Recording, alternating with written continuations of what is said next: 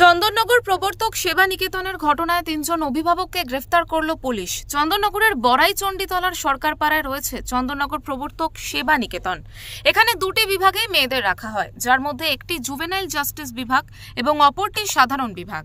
এই প্রবর্তক সেবা নিকেতনের সভাপতি পরিমল বন্দ্যোপাধ্যায়ের নামে চাইল্ড ওয়েলফেয়ারের পক্ষ থেকে চন্দননগর থানায় জুভেনাইল জাস্টিস বিভাগের মেয়েদের ধর্ষণ এবং যৌন নির্যাতন করার অভিযোগ উঠেছে।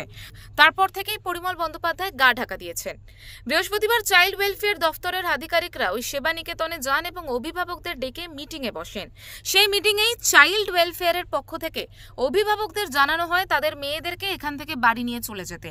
তখনই অভিভাবকরা জানিয়ে দেয় পরিমল বন্দ্যোপাধ্যায়ের সামনে এসে না বলা পর্যন্ত তারা তাদের মেয়েদেরকে এখান থেকে নিয়ে যাবে না। এরপরেই চাইল্ড ওয়েলফেয়ার দপ্তরের আধিকারিকদেরকে ঘেরাও করে রাখে অভিভাবকরা। চন্দননগর থানার পুলিশ সেখানে গিয়ে তাদেরকে উদ্ধার করে। পুলিশের অভিযোগ, ওই সেবা নিকেতনের মধ্যে থাকা চাইল্ড ওয়েলফেয়ার অফিসারদের দুটি গাড়ি ভাঙচুর করা হয়, এমনকি পুলিশদের কাজে বাধাও দেওয়া হয়েছে। এই নিয়েই পুলিশের সাথে অভিভাবক এবং ছাত্রীদের তর্ক বিতর্ক শুরু হয়ে যায়। পরে চন্দননগর পুলিশ কমিশনারেটের ডিসি হেডকোয়ার্টারের নেতৃত্বে বিশাল পুলিশ বাহিনী ঘটনাস্থলে উপস্থিত হয়ে পরিস্থিতি নিয়ন্ত্রণে আনে। গতকাল রাতেই সরকারি সম্পত্তি ভাঙচুর ও পুলিশি কাজে বাধা দেওয়ার অভিযোগে পুলিশ ৩ জন অভিভাবককে গ্রেফতার করে।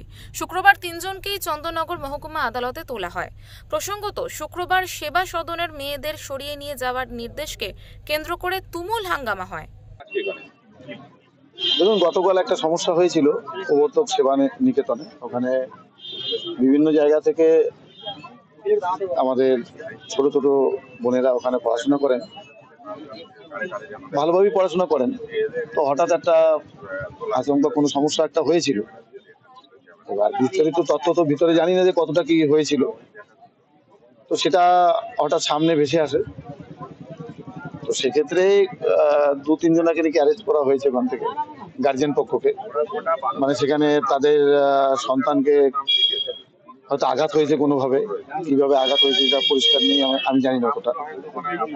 তো সেক্ষেত্রে কেন ওদেরকে ধরা হয়েছিল সেই হিসাবে থানায় এসেছিলাম। থানায় পুলিশের সঙ্গে বড়বাবুর সঙ্গে কথা বললাম। তো শোনা গেছে নাকি ওদের যে গাড়িগুড়ি আছে সেই গাড়িতে ইট বৃষ্টি হয়েছে, সেই সব নিয়ে একটু প্রশাসনের তরফ থেকে তাদেরকে অ্যারেস্ট করা হয়েছে। এখন ওয়েলফেয়ার ডিপার্টমেন্ট আসবেন, কি সমস্যা হয়েছে সেটা নিয়ে আলোচনা করবেন। আলোচনা করে তাদেরকে কিভাবে কি সমাধান সূত্র বেরোয় সেটাই দেখার বিষয় আছে।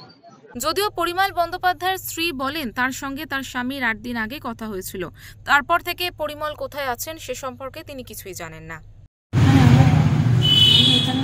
আমি এটা জানি আমার স্বামী নির্দোষ, আমার স্বামী আদৌ বেঁচে আছে কি মরে গেছে আমি কিছুই জানি না। আমি ওই নিয়ে ভাবছি না। আমি সংসারে ছেলে মেয়ের এডুকেশান, ছেলের সংসার নিয়ে আমি ব্যস্ত থাকি বেশি। আর মনের অবস্থা আমার একদম ভালো না। উনি প্রায় ৮ দিন আগের কথা হচ্ছিল যে আমি চলে যাচ্ছি। তারপর থেকে আর কোনো যোগাযোগ নেই যে আদৌ মরে গেছে না বেঁচে আছে আমি কিছুই জানি না। শুক্রবার সকাল থেকে বেশ কিছু অভিভাবক তাদের সন্তানদের এই সেবা সদন থেকে নিয়ে চলে যায়। তবে বেশি সংখ্যক অভিভাবকদেরই মত, তারা কোনো মতেই এখান থেকে তাদের সন্তানদের নিয়ে যাবেন না। নিয়ে গেলে তাদের ভবিষ্যৎ নষ্ট হবে। এই সময় তারা আর কোনো স্কুলে গিয়েই ভর্তি হতে পারবে না। সুনন্দা দত্তের রিপোর্ট, ওঙ্কার বাংলা।